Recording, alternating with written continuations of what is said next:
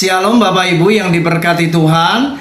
Hari ini mari kita akan merenungkan firman Tuhan dengan sebuah tema, laki-laki adalah bapa rohani. Mari kita akan membaca surat Kolose pasal yang ketiga ayat yang ke-21. Firman Tuhan berkata, "Hai bapak-bapak, janganlah sakiti hati anakmu supaya jangan tawar hatinya." Ada sebuah nasihat yang penting yang Rasul Paulus sampaikan berkaitan dengan seorang bapak di dalam keluarga. Ingat saudara, kita ini laki-laki, di dalam keluarga kita adalah seorang bapak, seorang ayah. Tetapi kita jangan sampai lupa bahwa status kita sebagai seorang ayah memiliki peranan yang sangat penting, karena sebenarnya kita ini adalah bapak rohani. Kita adalah bapak rohani bagi keluarga kita, bagi istri kita, bagi anak-anak kita. Oleh sebab itu, mari sebagai laki-laki, kita sebagai seorang ayah, jadilah bapak rohani yang baik.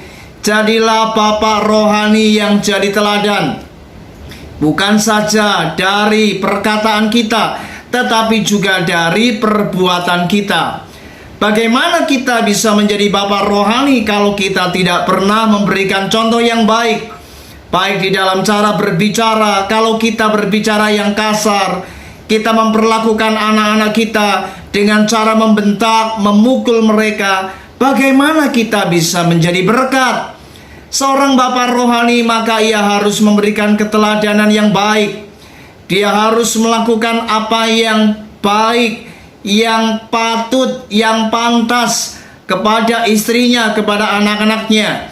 Mari kasih istri kita, sayangi anak-anak kita, berikan keteladanan, khususnya dalam hal rohani. Baik di saat hari Minggu, mari kita harus berikan contoh. Jadilah bapak yang baik dengan memberikan contoh. Setiap hari Minggu kita ajak keluarga kita beribadah. Jika di malam hari, mari ajak keluarga kita untuk mesbah keluarga.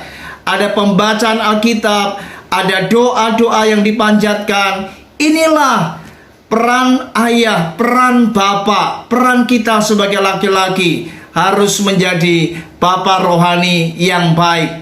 Betapa sangat disayangkan seorang anak di tengah keluarga akan menjadi tawar hatinya ketika ia melihat ayahnya menyakiti dirinya, ketika ia melihat ayahnya tidak menjadi teladan buat dirinya. Saudara, ingat, peran kita ini sangat penting menentukan generasi selanjutnya. Kalau kita menjadi seorang bapak yang baik, menjadi bapak rohani yang baik, pasti generasi kita kelak juga akan menjadi generasi yang baik. Itulah sebabnya mari hari ini belajarlah, jadilah ayah, jadilah bapak di tengah keluargamu, jadilah laki-laki yang baik. Ingat, laki-laki adalah bapak rohani di dalam keluarga. Tuhan Yesus memberkati kita. Shalom.